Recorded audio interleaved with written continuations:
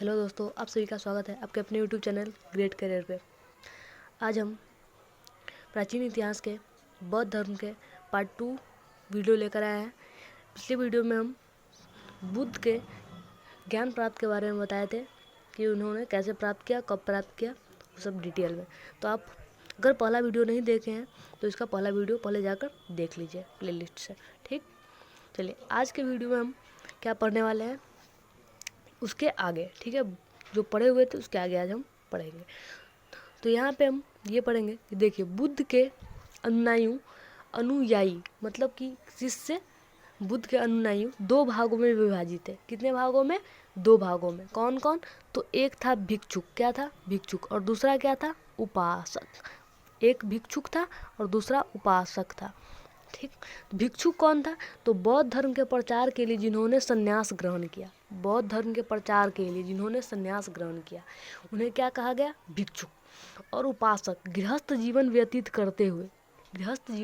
करते हुए बौद्ध धर्म को अपनाने वालों को उपासक कहा गया। ठीक है, समझ में आ गया?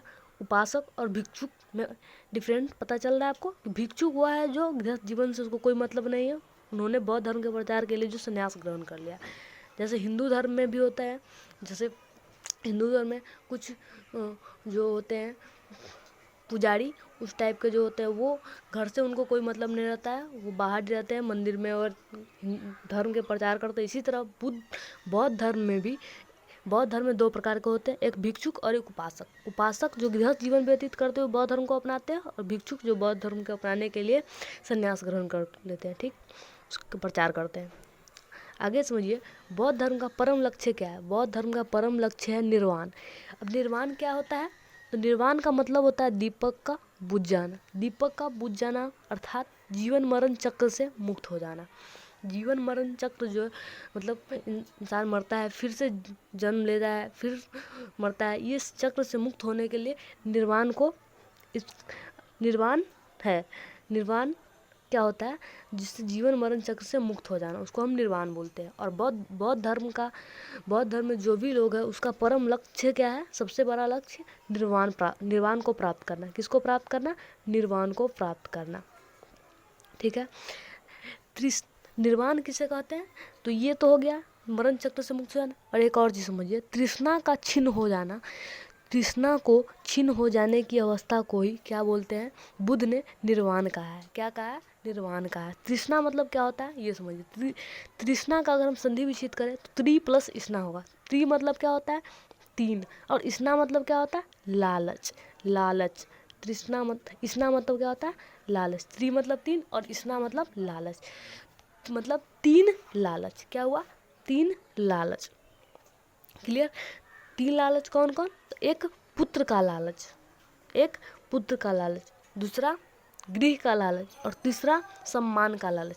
इन तीनों लालच से जो मुक्त हो जाता है उसे निर्वाण की प्राप्ति हो जाती है, उसे जीवन मरण चक्र से वो मुक्त हो जाता है। ये कहना किसका है? तो बुद्ध का कहना है। बुद्ध का कहना है कि अगर इन तीनों चीज़ से अगर जो मुक्त हो गया वो निर्वाण को प्राप्त हो जाएगा। ठीक, उसको जीवन मरण चक्र से वो मुक्त हो जाएगा। क्लियर? समझ में आया? आगे समझिए, बुद्ध ने निर्वाण प्राप्ति को सरल बनाने के लिए 10 सील दिए। 10 सील। और कौन कौन है 10 सील वो समझिए। एक है अहिंसा। इसमें 10 सील में 5 सील ही गृहस्थ लोगों के लिए, जो उपासक है, भिक्षुक है, तो उपासक के लिए केवल 5 सील मानना है, अनिवार्य है, और भिक्षु के लिए 10 सीलों को मानना अनिवार्य है। तो हम ये समझते हैं कि उपासक के लिए ये 5 सील कौन कौन है? एक है अहिंसा, मतलब झगड़ा नहीं करना। दूसरा सत्य, मतलब सत्य बोलना। तीसरा चोरी नहीं करना। ठीक है। चौथा अपरिग्रह, किसी प्रकार का संपत्ति न रखना, मतलब कि मरने के बाद किसी प्रकार का उसका संपत्ति नहीं होगा, वो जो भी हो वो मतलब कि बौद्ध धर्म के आगे बढ़ाने के लिए वो मतलब कि राष्ट्र को जो भी उसके पास संपत्ति हो वो दे दे, अपने पास कोई संपत्ति नहीं रखना। और मद्य सेवन न करना, मतलब कि शराब नहीं पीना, नशा नहीं करना। ठीक। और छठा क्या है? असमझ भोजन नहीं करना। तो जो भी उपासक है, जो गृहस्थ जीवन से बिलोंग करते हैं, उसको 5 ही करना है, 5 ही उसको मानना अनिवार्य है। और जो भिक्षुक है उसे टोटल पूरा 10 जो है 10 शील को मानना अनिवार्य है। तो आगे समझिए 6 छठा क्या है, असमझ भोजन नहीं करना, मतलब नॉनवेज नहीं खाना। ठीक, आगे सुखप्रद बिस्तर पर ना सोना। ठीक, सुखप्रद बिस्तर पर नहीं सोना, अच्छे बिस्तर पे नहीं सोना, धन संचय ना करना, शादी नहीं करना, शादी नहीं करना, नृत्य गान आदि से दूर रहना। ये 10 शीलों को मानना अनिवार्य किसके लिए है, भिक्षु के लिए। और उपासक के लिए कितने शील मानना है, केवल 5 शील, ऊपर का केवल 5 शील। ठीक, आगे गृहस्थों के लिए केवल 5 शील। ठीक, और भिक्षुओं के लिए 10 शीलों को मानना अनिवार्य है। ठीक, आगे देखिए बौद्ध धर्म में सम्मिलित होने के लिए न्यूनतम आयु कितनी होनी चाहिए, तो 15 वर्ष। ये आराम से आप इतने शॉर्ट में हम बता रहे हैं, अच्छे से बता रहे हैं कि आपको कोई प्रॉब्लम नहीं होगा समझने में। ठीक है, इस याद होता ही चला जाएगा, कोई दिक्कत नहीं होगा करने में। फिर 1 से 2 बार अगर आप वीडियो पर देखेंगे तो आपको दोबारा रिवीजन करने का भी ज़रूरत नहीं पड़ेगा। ठीक है, और जिसका PDF भी आपको डिस्क्रिप्शन बॉक्स में मिल जाएगा, कोई दिक्कत नहीं है। अगर पिछले वीडियो आपने नहीं देखा है तो पिछला वीडियो आप प्लेलिस्ट में जाकर देख सकते हैं। चलिए आगे देखिए, बौद्ध धर्म के त्रिरत्न है कौन, एक है बुद्ध, दूसरा है धम्म और तीसरा संघ। जैसे बुद्ध हुए भगवान बुद्ध, उसी तरह कोई एक धम्म है, धम्म नाम के कोई इंसान है जिसको बौद्ध धर्म में महान माना जाता है, और एक संघ। ठीक, धार्मिक जुलूस का प्रारंभ सबसे पहले किस धर्म में हुआ, तो ये भी इम्पोर्टेंट है, बौद्ध धर्म में, याद रखना है। ठीक, आगे बौद्ध धर्म का सबसे पवित्र त्यौहार कौन है, क्वेश्चन आपको आ सकता है, बौद्ध धर्म का सबसे पवित्र त्यौहार कौन है, तो वो हम बताएंगे क्या, वैशाख पूर्णिमा। वैशाख पूर्णिमा जिसे हम बुद्ध पूर्णिमा के नाम से भी जानते हैं, ज़्यादातर लोग बुद्ध पूर्णिमा के नाम से ही जानते हैं वैशाख पूर्णिमा को। ठीक, तो ये बौद्ध धर्म में इस त्यौहार को सबसे पवित्र त्यौहार क्यों माना जाता है, तो इसका महत्व इसलिए है क्योंकि इस दिन बुद्ध का जन्म भी हुआ था और इसी दिन बुद्ध को ज्ञान की प्राप्ति भी हुई थी। और जिस दिन ज्ञान की प्राप्ति हुई थी उसे ही हम महापरिनिर्वाण की भी प्राप्ति हुई। तो ये तीनों चीज़ एक दिन उसी दिन मतलब वैशाख पूर्णिमा को प्राप्त हुई, इसीलिए इसे बौद्ध धर्म में सबसे पवित्र त्यौहार माना जाता है। क्लियर, आगे देखिए सर्वाधिक बुद्ध मूर्ति का निर्माण कहाँ बना, तो गंधार शैली के अंतर्गत बना। ठीक है, प्रथम बुद्ध मूर्ति का निर्माण कहाँ पर बना, मथुरा कला के अंतर्गत। प्रथम बुद्ध मूर्ति का निर्माण, सबसे पहले बुद्ध का जो मूर्ति बना वो कहाँ, तो मथुरा कला के अंतर्गत। ठीक है, और सर्वाधिक मतलब सबसे ज़्यादा बुद्ध का मूर्ति कहाँ बना, तो वो गंधार शैली के अंतर्गत। ठीक, तिब्बत, भूटान एवं पड़ोसी देशों में बौद्ध धर्म का प्रचार किसने किया, तो गुरु रिनपाच ने। किसने किया, गुरु रिनपाच ने। क्वेश्चन आ सकता है कि तिब्बत, भूटान एवं पड़ोसी देशों में बौद्ध धर्म का प्रचार किसने किया, तो आप आराम से बता सकते हैं, गुरु रिनपाच ने किया। क्लियर, आगे देखिए भारत में उपासना की जाने वाली सबसे प्रथम मूर्ति किसकी थी, तो बुद्ध की मूर्ति। किसकी, बुद्ध की थी। भारत में उपासना की जाने वाली प्रथम मूर्ति किसकी थी, तो बुद्ध की। इससे पहले मूर्ति नहीं बनी थी किसी इंसान की जिसको हम उसको हम उपासना करते हैं या पूजा करते हैं। ठीक, तो सबसे प्रथम मूर्ति के रूप में उपासना की जाने वाली मूर्ति कौन है, तो बुद्ध की। बुद्ध के जीवन से संबंधित बौद्ध धर्म के कुछ प्रतीक है। तो ये क्या है, घटना और प्रतीक, इधर घटना है और इधर प्रतीक है। तो समझिए घटना जैसे जन्म का प्रतीक क्या है, कमल एवं दंड। गृह त्याग उसका क्या है प्रतीक, घोड़ा। ज्ञान का प्रतीक पीपल वृक्ष। ठीक है, जन्म का कमल एवं सांड, गृह त्याग का घोड़ा, ज्ञान का पीपल बोधि वृक्ष, जहाँ पे इनको ज्ञान प्राप्त हुआ था, पीपल बोधि वृक्ष। पिछले वीडियो में हम बताए हुए थे इनको ज्ञान कहाँ प्राप्त हुआ, कब प्राप्त हुआ, कितनी वर्ष इनका जब ज्ञान प्राप्त हुआ तो इनका उम्र कितना था और क्या करने के बाद इन्हें ज्ञान प्राप्त हुआ, ये सारा हम डिटेल में बताए हुए हैं।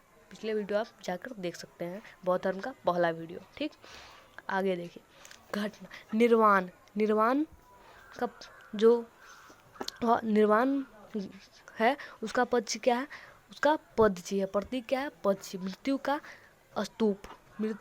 स्तूप ये भी हम बताए थे कि इनके मृत्यु के बाद इनके अवशेषों को 8 भागों में बांट दिया गया था और प्रत्येक 8 अवशेषों का 8 स्तूप बनाए गए अलग अलग। अब देखिए बौद्ध सभाएं।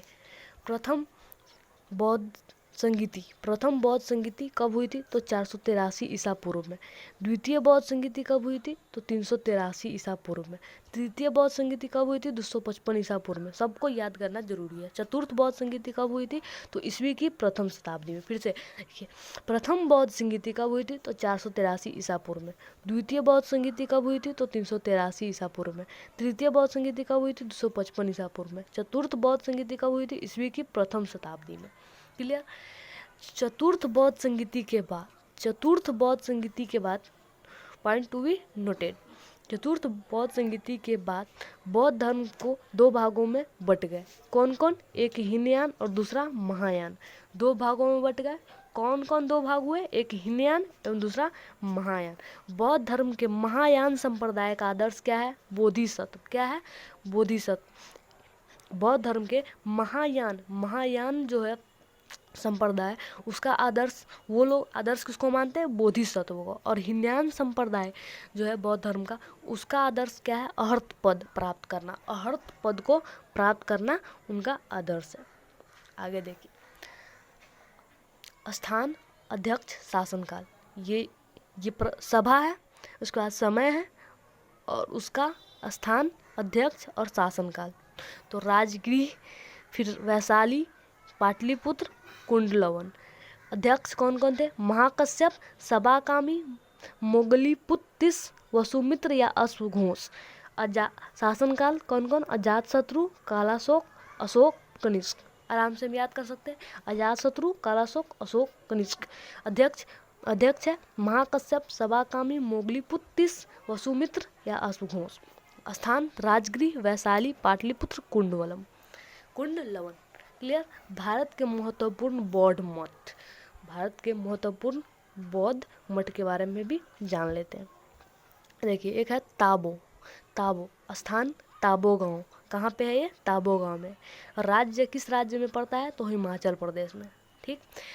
दूसरा मठ है नामग्याल। क्या है? नामग्याल। तो स्थान धर्मशाला। किस राज्य में है? हिमाचल प्रदेश में। एक है हेमिस। ये कहाँ पे है? लद्दाख में। किस राज्य में? जम्मू कश्मीर है। तीसरा है थिक्रो कहाँ पे है? लद्दाख में ही है। किस राज्य में पड़ता है? तो जम्मू कश्मीर में। सासुर लाहौल स्पीति में। कहाँ पे? लाहौल स्पीति में। लाहौल स्पीति किस राज्य में पड़ता है? तो हिमाचल प्रदेश में। आगे है मिंद्रालिंग। यह है देहरादून में, उत्तराखंड राज्य में पड़ता है। ठीक। रूमटेक गंगटोक में और ये सिक्किम राज्य में है। ठीक। त्वांग अरुणाचल प्रदेश स्थान, अरुणाचल प्रदेश राज्य। नामद्रोलिंग मैसूर में है और ये कर्नाटक राज्य में मैसूर पड़ता है। ठीक है। बोधिमंदा बोधगया में है और ये बोधगया कहाँ है? बिहार में है। क्लियर? तो हम बौद्ध धर्म के बारे में आपको डिटेल में बता दिए। ठीक है। अगर पहला वीडियो आपने नहीं देखा है तो पहला वीडियो इसका देख लीजिए, तो आपको बौद्ध धर्म के बारे में पूरा डिटेल आपको पता चल जाएगा। अगर क्वेश्चन आता है तो इसी से क्वेश्चन आएगा और इससे क्वेश्चन प्राचीन इतिहास से क्वेश्चन आता ही है, तो आप इसको अच्छे से याद कर लीजिए। ठीक है।